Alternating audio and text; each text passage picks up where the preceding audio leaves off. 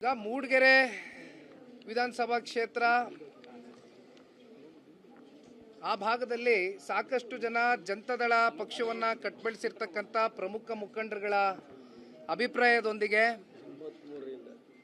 ಜಿಲ್ಲೆಯಲ್ಲಿ ನಾಯಕತ್ವವನ್ನು ವಹಿಸಿರ್ತಕ್ಕಂಥ ವಿಧಾನ ಪರಿಷತ್ನ ಸದಸ್ಯರಾಗಿರ್ತಕ್ಕಂಥ ಬೋಜಣ್ಣ ಅವರ ಸಂಪೂರ್ಣ ಸಹಮತ ಮತ್ತು ಸಹಕಾರದೊಂದಿಗೆ ಇವತ್ತು ನನ್ನ ಪಕ್ಕದಲ್ಲಿ ನಿಂತಿರುವಂಥ ಯುವ ಮುಖಂಡ ವಿಜಯ್ ಕುಮಾರ್ ಅವರು ಇವತ್ತು ಪಕ್ಷಕ್ಕೆ ಆ ಕ್ಷೇತ್ರದಲ್ಲಿ ಸೇರ್ಪಡೆಯಾಗಿ ಸಂಘಟನೆಯ ಒಂದು ದೃಷ್ಟಿಯಿಂದ ಸಾಕಷ್ಟು ಒತ್ತನ್ನು ಕೊಟ್ಟು ಕೆಲಸ ಮಾಡ್ತೇನೆ ಅಂತಕ್ಕಂಥ ಒಂದು ಇಚ್ಛಾಶಕ್ತಿ ಇಟ್ಕೊಂಡು ಬಂದಿದ್ದಾರೆ. ಹಾಗಾಗಿ ಇವತ್ತು ಒಂದು 200-300 ಜನ ಪ್ರಮುಖ ಮುಖಂಡರುಗಳು, ಬಹಳ ಪ್ರಮುಖರು, 500ಕ್ಕೂ ಹೆಚ್ಚು ಇಲ್ಲ, ಅದರಲ್ಲೆಲ್ಲ ಬೋಜಣ್ಣ ಅವರು ಎಕ್ಸ್ಪರ್ಟು, ಅದಕ್ಕೆ ಕುಮಾರಣ್ಣ ಅವ್ರ ಜೊತೆ ಇರೋದವರು.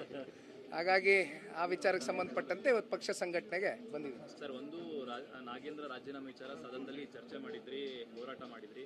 ಈಗ ಅವ್ರು ರಾಜೀನಾಮೆ ಕೊಡಲಿಕ್ಕೆ ಸಿಎಂ ಅವ್ರ ಹತ್ರ ಒಲವು ತೋರಿಸಿದ್ದಾರೆ ಅನ್ನುವಂಥ ಮಾತುಗಳು ಬರ್ತಿದ್ದಾವೆ. ಈಗ ಮೊದಲನೇ ಪಾಯಿಂಟ್ ಏನಪ್ಪ ರೇಸ್ ಆಗುತ್ತೆ ಅನ್ನೋದಾದ್ರೆ, ಈಗ ಆಲ್ರೆಡಿ ಅವ್ರ ಮೇಲೆ ಒಂದು ಆರೋಪ ಇತ್ತು. ಇದು ಆರೋಪ ನಿನ್ನೆ ಮೊನ್ನೆದಲ್ಲ, ಕಳೆದ ವರ್ಷದ ಆರೋಪ.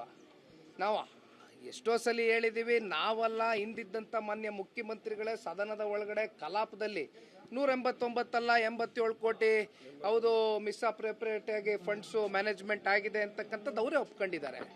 ಹಾಗಿದ್ದಾಗ ಬೇರೆ ಇನ್ಯಾರು ಆ ಸಾಮರ್ಥ್ಯ ಹೊಂದಿರತಕ್ಕಂಥ ಯಾರು ಮಂತ್ರಿಗಳಿಗೆ ಆಪ್ಷನ್ ಕೊಡ್ಬೋದಾಗಿತ್ತಲ್ಲ, ಯಾಕೆ ಇವ್ರನ್ನೇ ಯಾಕೆ ತೆಗೆದುಕೊಂಡ್ರಿ?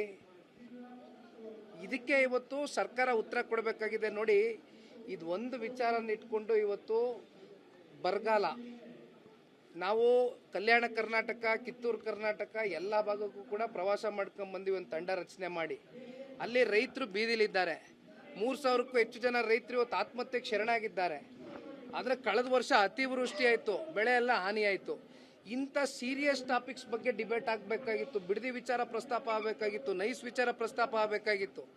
ಆದರೆ ಇವತ್ತು ಸರ್ಕಾರ ಟೈಮ್ ಕಿಲ್ ಮಾಡಿಕೊಂಡು ಅವ್ರು ಉದ್ದಟತನದಿಂದ ಅಂತಿಮವಾಗಿ ಇವತ್ತು ಸಾಧಿಸಿದಾದ್ರೂ ಏನು? ಕಲಾಪಕ್ಕೆ ಏನು ಬೆಲೆ ಸಿಕ್ತಂಗಾದ್ರೆ?